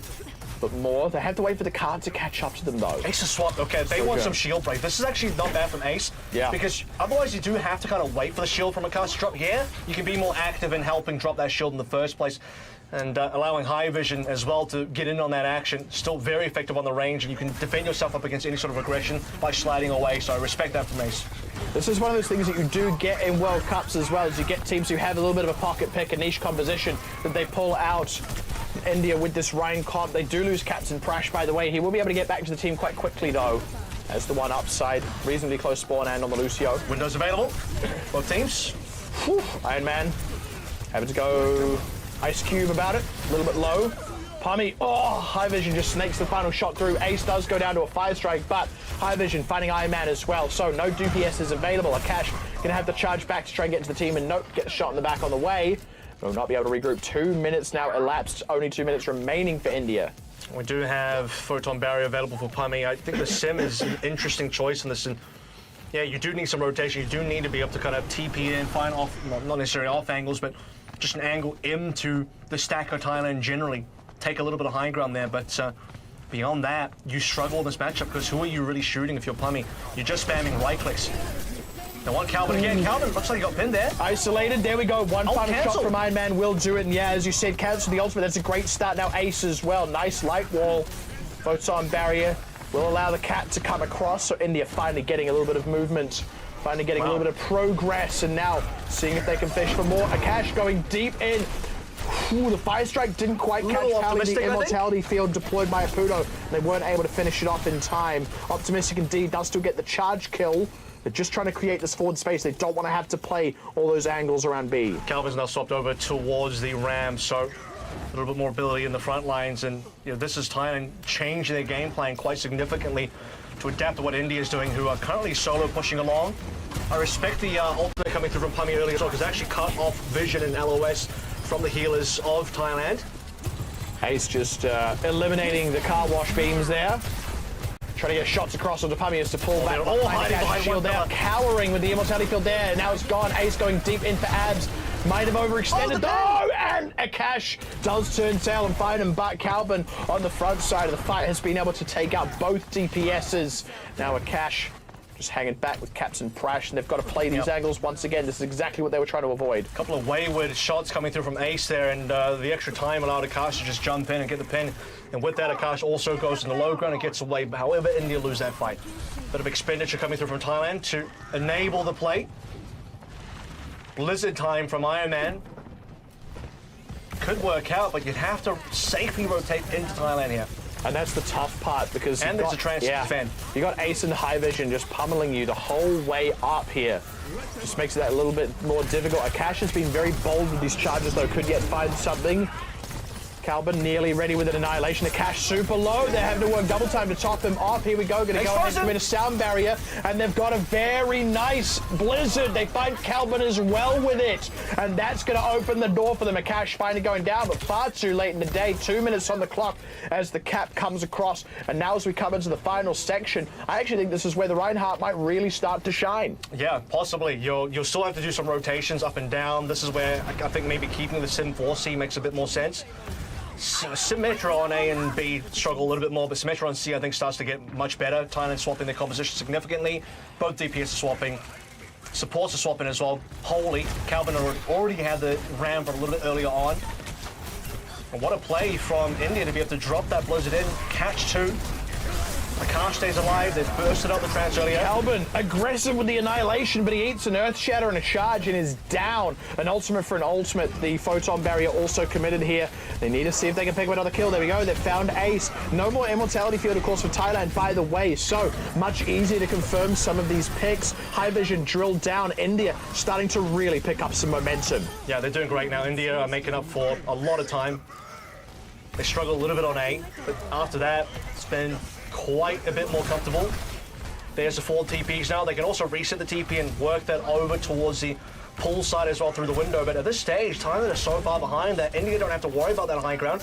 They can continue playing low ground, play for the 5v5 brawl here, It's exactly where India are comfortable in this composition. IMA's nearly on another Blizzard. Abs did commit the window and has now lost it. High Vision, by the way, speaking of Blizzards, also has one of his own about to be available. If they can get a pick now, rotation through to try and pinch it in with the teleport, but it just leaves Captain Prash out in the cold. So now the team a little bit split up and not on the card, not quite the play that India were looking for. So they still have 4 together here. As you can see, one playthrough Silhouette is trying to respawn. Leave the team again, I believe that's Prash, right? So yeah, we'll have to wait for the 5, and that's where Thailand start to, again, as you say, High Vision looking towards the Blizzard. He has it now. And the rest of Thailand slowly getting towards his ultimates. Coalescence up. Ace nearly on Death Blossom. Swapping size of the map now. Captain Prash, because he died, not able to get that sound barrier available. Abs, Immortality Field dealt with. It's going to be double Blizzard, but Thailand definitely getting the better end of the deal. Captain Prash only just has the ice barrier now. Obviously, too late to save the likes of Akash, but they do find Ace, as Thailand and India have effectively swapped positions around this card. Photon barrier now to split the fight in 2. Forces Thailand into a bit of an awkward position. Can they dust off Calvin, though? That's the critical kill as Akash comes back in around the side, returning the respawn, and they dust off Thailand. Now the final push in. Can they keep Cap on these respawners? They have an Earth Shatter. And this is why the Photon Barrier and Symmetra is so much better on C. That was deadly. Thailand couldn't get around it. They have to go for the touch now. Ace has confirmed that doesn't have a ship left. And they go in for a shatter. Nicely found. Calvin charged in. Can they finish him off? Yes, they can. Now just dealing with the squishies. And it's so hard to go up against Akash's hammer in that situation. It pays off in the end. 36 seconds on the clock. Not the most comfortable time in the world, but a completed cap nonetheless. And if they can pull off a defense somewhere, India keep the series alive. That was a real blue-collar offense coming through from India. They got that work done. The hands are dirty. It was a hard sweat brawl. To make it through A was difficult. C started to get a little bit more difficult once Team Thailand also matched with their Ram brawl. But India, a full capture, 36 seconds. Look, if they can just hold at some point on the map, 36 will be all they need. If this goes into a time bank, things get a little bit trickier because I don't know that they can comfortably repeat the Ram brawl once more on A. A couple of things on that. One, given that they've already shown the composition, so Thailand to prepare for it. But 2, 36 seconds is just not enough time, given how long it took them to get through A. So I think for India, they really need to sort out this defense to make sure that time bank is not going to be a factor. And they're not going to even look at the Rhine Brawl for this defense, and I think that's expected. The other unfortunate thing here is because they capped with under a minute left, obviously one of those little mechanics there. There's no draws on this. There is no draws, exactly. Well, also, moreover, if Thailand's cap out in the overtime, they still get some time added to the board. If India had capped with more than a minute left, Thailand, if they capped in the overtime, would only be defending. It's easy to outfight them. Sorry, I lied. No, they both get time. Both teams you both get time regardless because this is escort, not hybrid. Yeah. I know how this game works. That's what I'm saying. Thanks, appreciate that. Yep. No tiebreakers, 5 tie players. Sigma Mirror coming on through. Ace should not be on the far here. Not really the map for it. And he understands that is exactly how it is. I'm maybe a little surprised he's not opting to the Widow. I understand that offensive Widow does have less angles, but the outrange factor is pretty significant. Yeah. Especially when you know India are not going to play the Widow at all. They're kind of playing into what India want to do. Pummy, though, has to go change his trousers after that shot. It is otherwise fine. Is the cart just continuing to march forwards? No kills either way. Iron Man taking a bit of punishment behind the statue, but will stay alive for now. 1 HP. Pummy! Oh, out in the open. High Vision has his number. Now keeping Iron Man marked, rather. This is a really bad situation for Akash to be. Has the Immortality Field there to bail him out, but he's totally split up from his team. Definitely going to go down here. Just a really sloppy bit of positioning from Team India, letting themselves get that split up. Yeah, and Akash, now the last one alive, they actually left and they said, look, Akash is on the high ground behind us. We can move forward and just take down the supports. Leave Akash for last, and that's smart because even if there's a respawn wave, given that Akash dies last, you can't retake that. So, Thailand, they swiftly, I want to say, take the red. That's a very quick cap of 8. Was about a minute and a half on the clock for India when they got that cap through. So 5 minutes now on the B for Thailand. Look at High Vision's damage up versus Iron Man. Iron Man's not quite at 50%. High Vision got so much damage and kills in that fight. It's up to the Dragon Strike already. And High Vision was the one that catches Pummy out at the beginning as well. And India only just actually coming back to this fight. They've been respawned for a while. They step out and Thailand is set up. They're immediately ready for it. Very little proactivity here from India. It feels like the wheels are starting to come off. This is not quite a cap just yet, but they're really threatening it now. It depends how many staggered kills they Late get. death on Prash. They're going to try and slow that one down as much as they can. They do slow it significantly. Iron Man now swapping over towards the Genji instead. We saw the lamp come through from Prash as well, but it came through at a weird angle. I think he was hiding behind inside the C point itself, so didn't have good vision onto Kash. So Kash didn't quite walk within the lamp's range and dies essentially to the Dragon Strike as a cap. They left that really late, and again, they've let Thailand have maximum time to set up here. Flux used, a Cash taking an absolute pummeling. They had to commit the Immortality Field and the Transcendence. Now it's a Cash turn. He's super low here. Oh, They found the cap slips through under their noses. Kash was there. Even with Binding Ace, and Kash was lifted up off it while channeling the Rabbinic Flux. Now goes down. Unmitigated disaster, unforced error. And India, twice in a row now, they've had all members respawn. They've been really slow to come to the play and let Thailand have all the proactivity. Man, they had that point. The defense was good. I mean, okay, 135 left. That's pretty tight in terms of margins. But they were there. They contested. They should have been able to hold. That's really upsetting. In Thailand, they'll eventually be able to clean up that team fight. Big defense ahead of India now. Time is a huge factor. Kash is potentially in trouble. Calvin's knocked off the high ground, though, so that's good for India. They have full high ground control. Yeah, very much Thailand's so. going to be forced to play coast side now. I don't think they can... Wait, they are going to push... Well, where's India? They need to be spamming through the windows. I feel like Where's India has been a recurring theme now. They're waiting to the last possible minute here, and it's just unnecessary. They've already lost Iron Man. Both overclocks running here. Pally is low. Pummy will find that out of Pudo. There we go. Pummy putting the team on his back when it matters most. Ace a little bit out in the cold here. Immortality Field deployed to keep himself alive there. Captain Crash, and in that time they will be able to find Ace. Finding Calvin as well. High vision. Whew. And this is, in a weird way, this is a little bit good for the defense. Just they have the spawn gates right there. This should be defendable, but it's long and it's tough, and there is no margin forever. That's the problem, is they can't make another mistake, otherwise the cap's there. And we talk about the time bank, and 36, it felt good when India got it, but Thailand is threatening like a 3-minute time bank here, which would then get pushed up where India would gain 24 seconds, and Thailand get whatever plus then 24. So rough spot, and as I was saying earlier, India, they forced Calvin off the high ground. They had full window control out from this pool side, and they didn't play it at all. They didn't spam through the actual window. They didn't spam through their vision and sightline advantage. They just kind of allowed Thailand to push the payload to the end. Iron Man holding on to this Dragon Blade. It's Dragon v Dragon. Here we go. Finds high vision. What a rock! Woo! Stuns up Iron Man and completely stops him short. 1 for 1 though. Ultimates and DPSs. Ace a little bit low. Having to play coy around the side. Calvin trying to get aggressive, has forced members back to the base. Abs super low, nearly has Transcendence, but not quite back in the play just yet. Pummy in trouble. Pudo though does get picked off. Pummy still low, but he has the team at his back now with that Transcendence running from Abs. Has to commit it, no choice but to. And this is a window thrown in from India as well. They're putting a lot into this. I don't know how necessary it was, but they do complete another defense. It's necessary when Thailand were really threatening to cap there, and it wasn't guaranteed that India were going to win the fight. So I think throw it in there, have the comfort, knowing that you'll at least shave another minute here. I think it's very likely that Thailand finish this map. The question will be with how much time, and that's the biggest problem for India. They need to burn down this timer as much as possible and probably play inevitably for that final time back. Thailand still have so many ultimates coming up. Yeah. This could be the push now that Thailand secure it. This is the one that India really have to watch out for. They probably actually need a pick to open things off and then get a good flux. I think if they don't get both of those pieces, who can get the pick? It's really just Pummy. Okay. Or a good right click from Abs, but seems like such a low chance. Exactly. But strange things have happened. Apudo going in early with the... when they've already found Captain Crash. See the high ground here.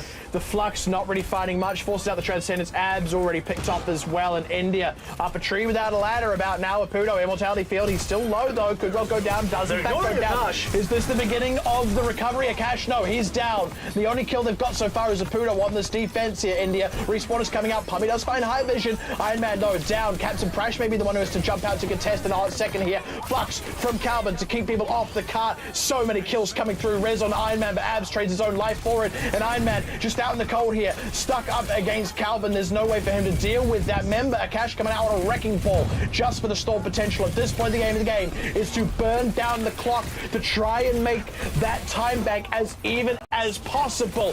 Who else can die for it? Abs not going to be able to touch at this rate. Pummy barely getting out there for a second. Iron Man cannot. They at least run down the clock a reasonable amount, and with the extra time added, it's 1:38 to 1 minute. But India, that could have been defendable. They just don't seem to have the gumption. They managed to be able to at least just take that advantage down to about a 50%-ish advantage, a little bit more than that. That's workable, because it was looking disastrous. If Thailand gets like a 3-minute time bank, or dare I say anything above 2, you're looking at double the amount of time. But here it's, you know, a 38-second extra time window for Thailand is not impossible for India to turn it back around. I mean, it allows time to play through one extra fight, essentially one fight and a reset. So India just have to be able to survive that. Maximum distance required here. They're going to go through for the Ryan comp again. Now, I did say that if they were to choose to do this, Thailand would this time be very aware of it. So, Ace, and part of the reason that you can see is Ace is already on the Sojin. That's all they know. It's the exact thing that you were speaking about before when we were talking about the potential for a time bank. India have very few options for what they run. This composition only really started to come into its own on the C point. They're not going to be able to get that far with only a minute. I think they snowballed effectively on B, but that requires you to cap A, and that's the hardest part. A was the most difficult part for India, I think, on their attack. Keep in mind, they lost the fight on B as well, and on this one, by the time they get to that midpoint on B, if they lose a fight, that'll be it. They won't have any more time on the clock. I'd be surprised if they got to B. I think if you can cap through A, that's good enough, because capping A means you have that amount to work with for a 138 offense on Thailand. I do actually like this from Pummy going on to the Widowmaker. It does give him the better line against Ace. They're recognizing that Ace probably preempts the Ryan pick by going Soja. Nope, swapping back off. They don't. This comp needs mobility. This Ryan comp just can't move without a sim, without something to help it forward. Here we go. And despite the fact that the sim doesn't offer a lot outside the TP, you can try and run at people with the left click, but you're completely outranged here. The TP is really what this is about. It's a lot of time wasted as well. And by the way, they're not fighting on the cart as they go for this, so they have to get a quick fight win here and then rotate back to the cart. Nope, not quick enough. They have to pull back, and that means they're playing into the sight lines for Ace and High Vision. This is it. OT's about to hit. No more mistakes. Just 10 seconds left. There's Akash taking a bit of a beating. And they're really struggling here. Very little pick potential, very few options. Iron Man could maybe sneak something through with the right click. They're not in a good position to broad, and they can't teleport off the cart anymore now that the overtime wick is in play. Trying to rotate around the side. Short range teleports to get a cash around the back. He's low though, needs to be careful. No immortality. Feel Pummy! Pummy's the first one to go down. And that could be the beginning of the ends for India. Unless they can get something back. They've got a nice amplification matrix for Iron Man and Akash to play through. Ace is low, but Akash is low too. Ace getting chopped off. Ace does go down. Iron Man finds one. Akash low. They're trying desperately to keep him topped off. Both healers working overtime. And they are able to do it, but with that flux, that could just pull everyone off the cart. And they can't stop it either. The flux will come through. Nothing can really stop it. 3 minutes. No one's on the cart. No! You have to see that play coming through. That is a win condition. You can have a gravitic flux C9. It's possible. Yeah. So whoever is not picked up by the flux has to immediately die for the payload. You have to know that's on the cards. And they had the immortality field in play if they were able to get back down in time, but that overtime wick burns very short when you're in a time bank situation like that. And as you rightly said, you got to read the play. You got to have someone ready for it. Captain Prash could have been a little bit further back from his team so that he could speed in and keep the cart touched. That would have been a recoverable situation. In the absence of that, 67.7 meters, 1 minute 38 for Thailand to confirm their spot in the group stages of the World Cup. India have to play this one very close. I think they even have to hold the first corner here. The problem with that push is it didn't clear the hairpin. It's midway through the hairpin. In fact, not even really that, because you'd have to be on the pedestrian crossing for the midway point, and it's not. It's behind that, which is a huge issue for this defense now. I think the most winnable position for India is first and foremost capping A, but without capping A, you still have to, I think, get the payload to the end of A, because that allows you a little bit more flexibility in terms of, okay, if we lose a fight, go for a final contest here. Their final contest is now very difficult if the payload gets to that position, and it's very, very, I think, common for the payload to be able to get there. Thailand will test the waters out. They're thinking about a Pharah first. I also, by the way, I mentioned India had to play close. I didn't expect them to spawn cap. I thought first corner, this is a lot closer than I expected. Really going in for it. They've lost abs early, and you just can't afford that with a spawn cap situation. That being said, if they lose a fight here, they do still have enough time to respawn and defend at the sort of just before the midpoint of that hairpin. They've actually found Ace as well. Cash finally going down, so exacting a bit of a toll. India Probably not enough of a toll here, exactly. They needed to force a full reset from Thailand. They don't. And they're going to stay on this. I think they'll stay on the comp. At this point, you're already committed. You already started building some ultimates.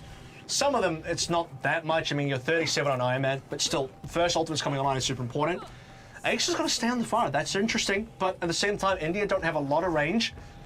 So they'll just send it through. I mean, they won with the fire on map 1. They'll win it on map 2 as well if required. Farah has been kryptonite for Team India. Pummy already just taking such a beating, and he's pretty much the only bit of answer they have if he can maybe get a rail shot up onto the Farah. Iron Man low. Ace just has free reign right now, and they have to defend out in the open as well. Here it comes. That's final fight. 4 meters left to go. 30 seconds. Do or die for both teams. It goes either way here. This is where India really need to pull it out. And they keep it alive. A cash low. Barrage right in behind them. No! Pummy's found him! Such a critical beat of timing. He was a little bit too low, a little bit too early. Didn't have it just yet. And now 12 seconds on the clock. If India can get another one, they find Calvin. And with the ice wall down, if they could pick up a few more, they could just lock Thailand off this car. High vision, going for the touch. He doesn't get there in time. Nobody's there. Ace goes in with a barrage, finds Captain Prash, and will trade his own life for it. I don't believe it. India, they had to pull it out. They managed to pull out a very fraught defense, and that keeps the series alive. Wow, Thailand took a risk on that Farah, and it does not pay off. This is the reason why you don't really play Farah on Circuit Royale, but as you sort of rightly mentioned there, Ace dropped down way too early. He didn't have the barrage yet. He thought he had it, but he needed a little bit more damage, and he spent a bunch of time playing ground fire, like a good second or a second half, but that's enough time for Pummy to get the kill. You need to be able to drop down in mid-drop, get the barrage going, even if you trade your life for a cautious, totally worth. A Farah death for a tank death, your team still wins the 4v4, but if you just die and nothing happens, the game's over. There's no time left to reset. Yeah, this close. This close. It is an absolute game of tiny, tiny margins right now.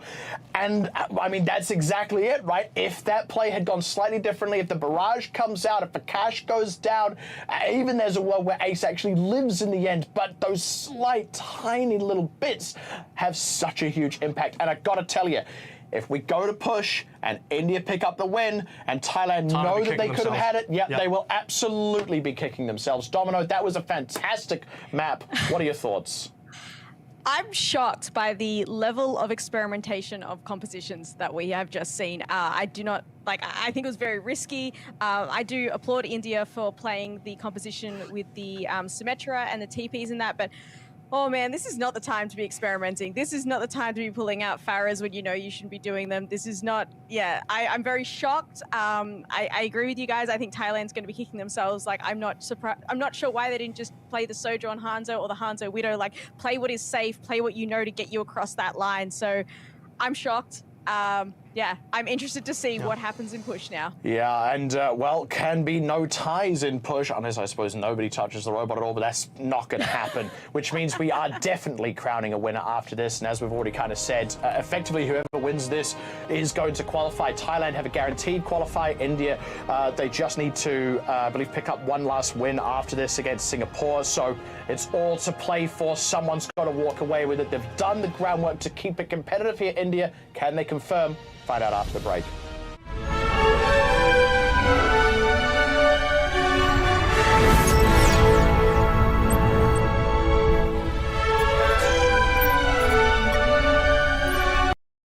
You asked, we listened. The McFeast is back in all its beefy, salady, saucy glory. Value means more at Macca's, so grab a McFeast lunch deal now for only $5.95.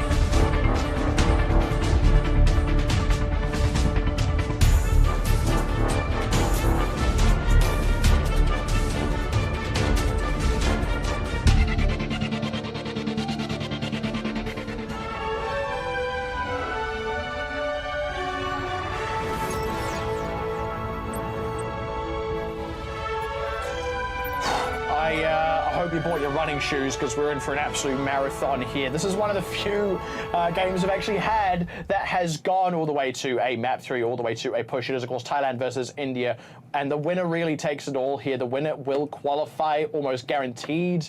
It is guaranteed for Thailand. India, they just need to get one more over the line against Singapore, which is a pretty achievable win for them, to be perfectly honest. And it's 1-1. What an absolute banger of a match to finish off day 2. I thought we were going to get a third map here. I felt it in my bones that a third map was possible. I started to not believe that once I saw what was happening in the final couple of OT pushes. You know, the OT phase of the game was very Thailand favored, and a critical mistake from Ace towards the end on the fire. And, you know, Thailand did take a bit of a risk with the fire, but it was still well enough calculated that you can win with fire there. It was just a simple misexecution, and that cost them the map and actually might even cost them the series. Quite possibly. I'm really glad to see we're going to the third map. I thought Thailand might have had it in the bag, which would have been a bit disappointing because I thought this was going to be such a much closer and tighter map. So it's really nice to see India pull it back together, even with this experimental composition that they had with the Mei and the Symmetra. It was really interesting to see it played as well, where they'd use the Symmetra to TP across and then a wall to, you know, split the team up. So well done to them for trying something new and making it pay off this time. And we were sort of talking about this a little bit over the break, but this is such an important match for both of these teams. This would represent a pretty significant step forward. India, we've sort of mentioned in the past, hasn't had a lot of presence at the various World Cups over the years, and Thailand has always sort of been a little bit on the precipice. They've had some flashy showings, but never really gone anywhere in terms of overall progress, which is a little bit of a shame, including several years ago at their home stage in Bangkok, where they made an appearance. They really they did impress quite a bit, but weren't actually able to qualify out of that group. So obviously the group stages, that same level of the tournament, is still ahead of us, but this is the first step along towards that. You hate that you have to send one of these teams home. Yeah, It sucks for very sure. skilled Really team. does. Two teams actually, I mean, because New Zealand also require that India win here. So New Zealand are quietly, you know, they're happy right now. They got a fist in the air. But look, this, and I think anything can happen now. Map 3 is totally open. We haven't seen a lot of push. We don't really have. I think we saw Thailand on Colosseo, and that was one of the first few moments we saw Against Ace Australia. absolutely pop off, and it's going to be Colosseo again. So I'm expecting Ace to be back on Sojin. And that is, of course, Thailand's map pick. And I'm trying to rack my brains. When they played against Australia, they obviously went to Colosseo as well. I can't remember if that was their pick or Australia's, but either way, they did lose that particular map. And that was where they lost that series against Australia. I believe it was Australia's choice because they'd taken the second map maybe off Australia. I feel like I can't remember either, but yes, I do remember Ace playing the Sojourn and getting some really good kills in it, so I'm also expecting that. I'm not too sure what else to expect on this map. I don't know if we're going to see more the rush compositions or sort of some dives. I'm feeling rushes here, but maybe Avril has a bit better insight than me on what we might see on Colosseo. There's a lot of Ram mirrors. I think Ram Brawl mirror should be the play. May Sojin composition, Lucio Bat or Lucio Mora, both acceptable here. Well, all things being acceptable and all things being equal, we are tied up 1-1, and we are ready to get into this map. The final appearance potentially is technically possible to tie on push, but highly unlikely and highly unusual. All to play for. And I've got to say, I am thrilled. Yeah, this is seriously an open game now. I think you can, at this stage, forget about the last two maps. I think the positioning for both teams are reset. A situation where, look, is it possible to bring the fire out again? Yeah, but I would not expect it on this map. I think you need to really now get back in the zone of what you're really good at, what got you here in the tournament, what your team is comfortable playing. And we're going to be into what is likely going to be a compositional mirror, which I think is what India would far more prefer to play against than a lot of the stuff that Thailand's brought to the table so far. Yeah, it's actually one thing that's worth noting is we haven't had a whole lot of mirrors so far across this series. We haven't had a whole lot of straight up and down fights where we just kind of measure the players directly one against the other. Indeed, we are going to be seeing a mirror. In fact, full mirror, including the support lines by the looks of things. Actually, no, Ace and Pummy, only difference. So I'm a little surprised that Ace is not going to match the Sojin, given that that was the hero that he popped off on before. But for the Reaper, a lot of more front-focused damage output. I think it'll coming down to like pure Lucio and Moira rushing into each other. The Reaper gives you a lot more, especially on that front line. But opportunity to have the real pick potential pop off, that will be in Pummy's hands. Yeah, those rail shots, so devastating, so useful, and Pummy has performed very well on Sojourn. Some of the early appearances we saw from India in this tournament, we were seeing Pummy, especially with the overclock, getting massive kill streaks. And now, robot active. India, Thailand do have the slightly better starting position around it. India just taking their time, angling in, looking for picks. There's someone high now. This is a good opportunity. Still waiting for the right click, but reserve, holding it, looking for the right player. Doesn't want to burn it on a 250 HP hero.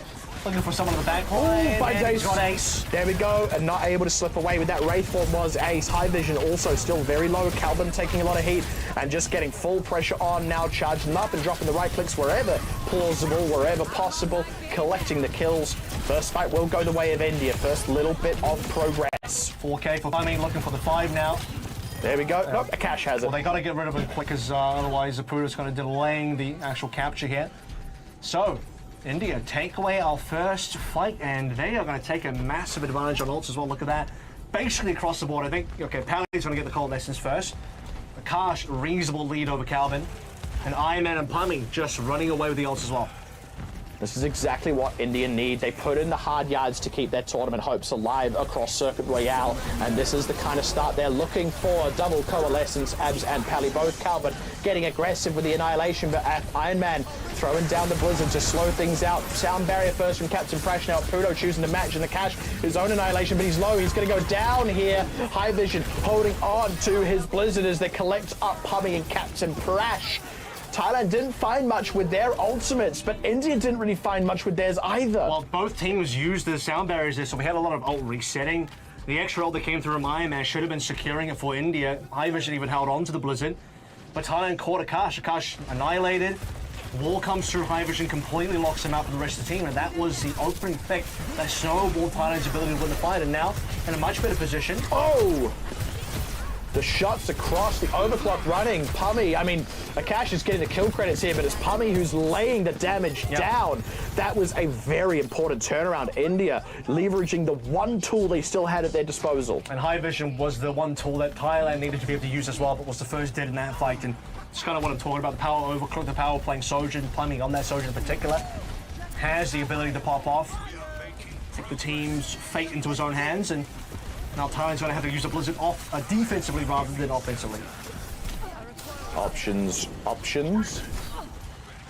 India respecting the Pulling back. defense a little bit here. They pulled us back to neutral space, so they want to take the fight on the low ground. Oh, Akash once again a little bit caught. Ace trying to get in around the side, has a Death Blossom, looking for it. HiVision gets picked off, and that's the Blizzard down. Doesn't find anything with the Death Blossom. Now Ace a little bit out in the cold. Akash does finally go down. It took a long time to find that, and the Coalescence helping it out, but Ace dead. Iron Man, big trades coming through. What can India pull out here? They have a Coalescence if they want to commit further in. They find a Puda, but they lose Abs, so no Coalescence option now. It's really just been Pummy, but with him getting marked now by Calvin, will go down, and that was potentially winnable for India. I think Abs wanted to hold on to an ultimate that they could have simply chosen to commit. Well, Akash dying there early again, just being locked out by walls. HiVision doing a great job.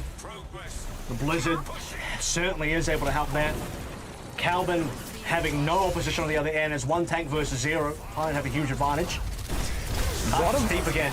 Huge ult advantage for India here, having to use the sound barrier to rescue Akash rather. Calvin with the Annihilation does go down. 3 ultimates expended to make that happen. Ace low, can they get it? Yep, there we go. Another one collected, looking for HiVision now. They're just slowing down the robot as much as possible. This though, India, is their opportunity to maybe start pulling ahead a little bit more earnestly. Well, Thailand will have the full wave of respawns here to contest, so that won't happen until the next fight, but I have to mention that Pudo actually didn't have sound barrier in the last fight. He dies, well, when Calvin dies, Pudo's on about 97, so that's a little unfortunate timing-wise, as keeping Calvin up would have been a major win condition there, had the Annihilation up as well.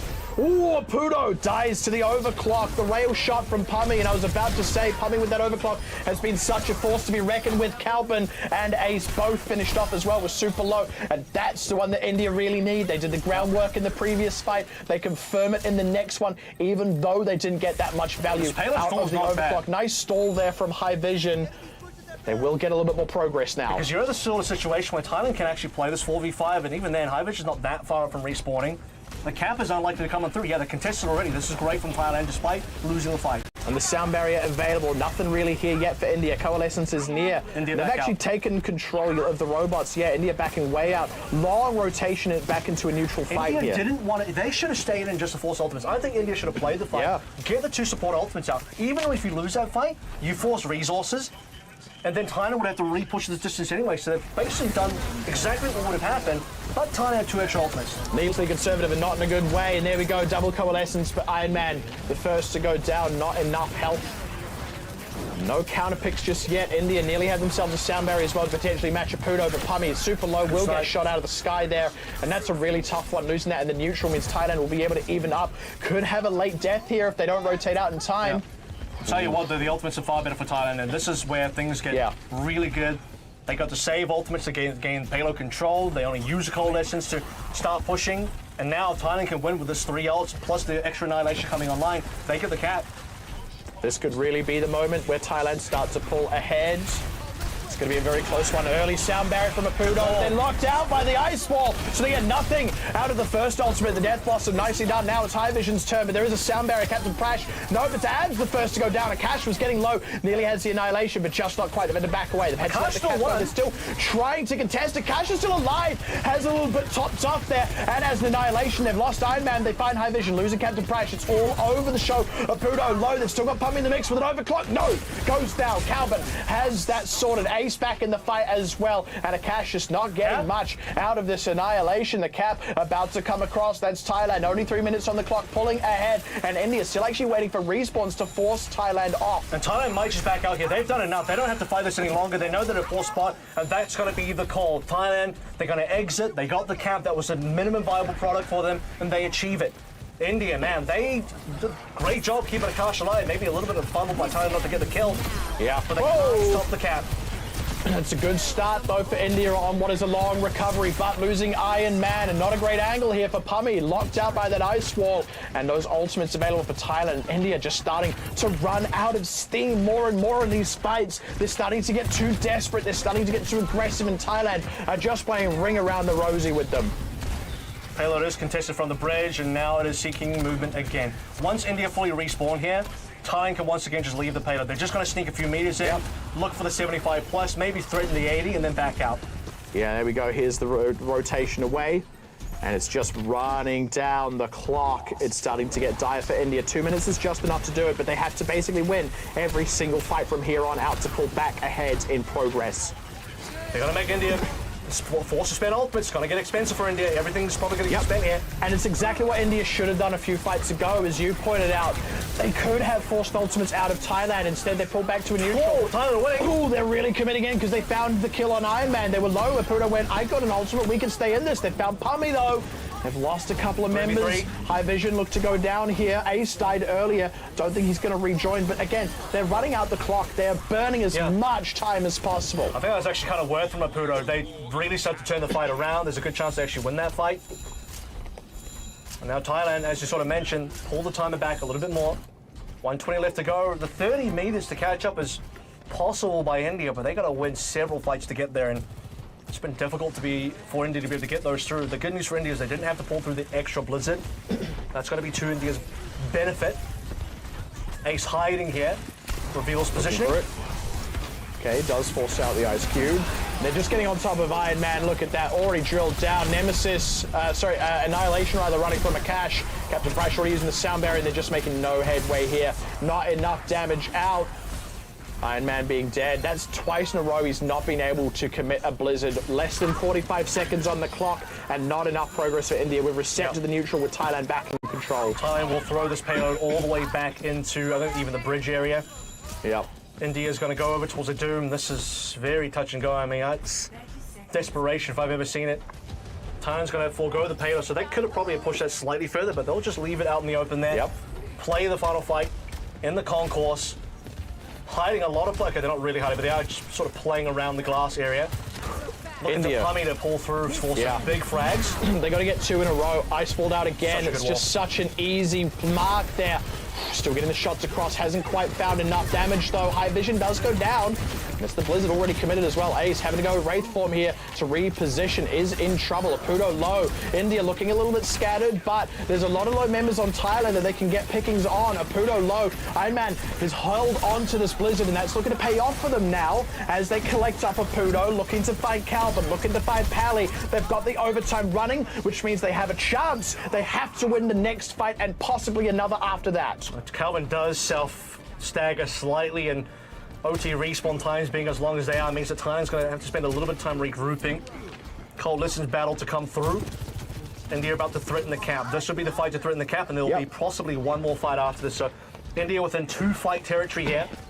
Ball to play for. Ooh, Pummy gets an early kill into High Vision. Apudo hosed down from the backside. A sneaky play from Abs with the Coalescence in a beam battle against Pally. Has to reposition, stays alive now in the main chunk of the fight. What's the Meteor Strike going to do? It's just coming back. Here we go. They found Ace. They could do it. Last little bit of push forward. Akash still waiting to be top. Abs had to go the long way around to regroup. Here we go. What can they get? Still waiting for Ace to regroup, and then held on to the Blizzard. It's Blizzard for the win here. 3 meters, by the way. They have to contest. Ace going in for the found High Vision again. Ace in with the Death Blossom, but the sound barrier to answer. They're all in the Blizzard. Oh my goodness. Ace still finds Pummy. Captain Crash Iron Man down, and the Blizzard just not enough. Look at that. 3 meters is in it.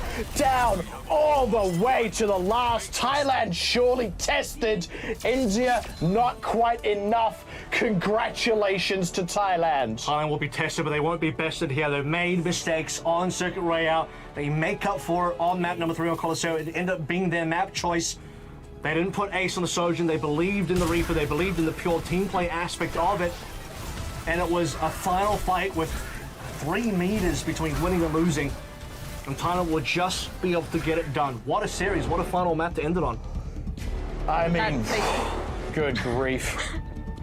I was going to say exact same thing, Avril. What a final match for the day. I was on the edge of my seat there. I thought Thailand had it in the bag, and then India swung back around, and I thought, oh my goodness, India's actually going to win this. I'm so impressed. I also, want to comment the fact that they had the Reaper instead of the Sojourn, which at the first I thought that wasn't looking too strong for them, as Sojourn was taking some really good off angles and getting a lot of the picks. But then they had the Mei, like High Vision just kept shutting down Pummy whenever they could. They either had really well placed walls, there was headshots. The Sojourn just didn't end up getting the value, I guess, that they wanted. And the Reaper having that really front presence to put that pressure on a Cash was really helping them out. But what a close match. I can't believe how close it was. To have it genuinely come down to that final fight all on the table there, it's not often we see that in such a high stakes situation. One fight, the difference between qualifying and not for both of these teams. And no matter who was going to lose it, they were always going to be kicking themselves, even more so now with how close that came. India will look at that fight, look at this game over and over again to try and figure out what they could have done different, what they could have done better. I think mostly for India, what it comes down to is I would look at the first map, because that was the open control had been the biggest problem versus Australia. It was the biggest problem, I think, in this series as well. If you really want to identify between the three maps, which one went the poorest for India, it had to be Lijiang Tower. They eventually won Circuit Royale, a little bit of luck involved there from Ace misplaying.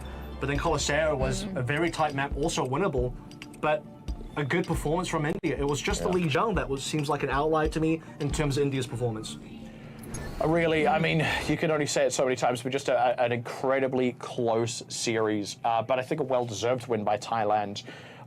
Not an easy one to get it over the line, but this is also the team that is the only team to have taken a map off Australia. So I think very fitting that they are also looking to qualify in. And Australia could well go undefeated in this group still, depends on how they go tomorrow against New Zealand, could collect the 5-0. So 5-0, then 4-1, with your only loss being against Australia, a team that everyone else has lost to, and having the best result against Australia is, I think, the best... That's the best standing you can be on going into that the group stages here after this, aside from just outright going undefeated in your group. I gotta say, like, map differential-wise, Thailand and Australia are still fighting for first place, so they both qualify, and congratulations to them, but we haven't secured number 1, number 2 yet, because Australia is still yet to play their final game, and the final map differential there could decide first or second seed, which might have some impact going into the group stage. Quite possibly. Very big win there for Thailand in their final game, their final match of this qualifier, and we have Pudo once again to catch up with. And Pudo, oh, look at that, you're in style, you got the cat and everything. You look over the moon. You guys have officially qualified into the group stages of the World Cup. We've talked to you a few times over the last 2 weeks. So Pudo, how are you all feeling after that win? Oh, we're feeling so great, like, everyone is crying right now except me. Well, I don't believe you. You've got sunglasses on. You could be crying under there. You're the veteran on this team. You've been on the World Cup team before, but this is the first time that Thailand have made it through to the actual group stage. So that's insane. I'll leave that for maybe Domino, but what I want to ask you specifically is about Circuit Royale. So you guys nearly won that map. You had the fire at the end, and then in the final moments, you lost the last fight on Circuit Royale. So what happened for you on Circuit Royale? I think we forget to communication, because that on that timing, Ace decided to play without like tell the team. He feel pressure, I think. Yeah. That had been a bit of a recurring theme the last time we chatted as well. The communication is sort of the real big issue for this team still. Yeah. So when something chaos is the real issue for us. I have to ask a really important question that I don't know if anyone else wants to know, but gosh, I really want to know. What's your cat's name? Pharaoh. Pharaoh? Yeah. Oh, your cat is gorgeous. And I know that had nothing to do with Overwatch, but you can't have your cat there and not tell us. It's so gorgeous. But Avril was asking about the group stages. How are you feeling going into them now? Are there any teams you really do not want to come up against as well? How's everyone feeling? We just want to go BlizzCon. That's it. We didn't think anything else. Yeah, we just think about that. I want to play in BlizzCon. I think this is maybe my first time, I think. Yeah. Because I disqualify every single time. Yep. Well, hopefully you guys are able to make it there. We'll have to see what group you end up being drafted into, but you are confirmed through along with Australia for your final match. It's a really fantastic showing from you guys, and you've had a great tournament run so far.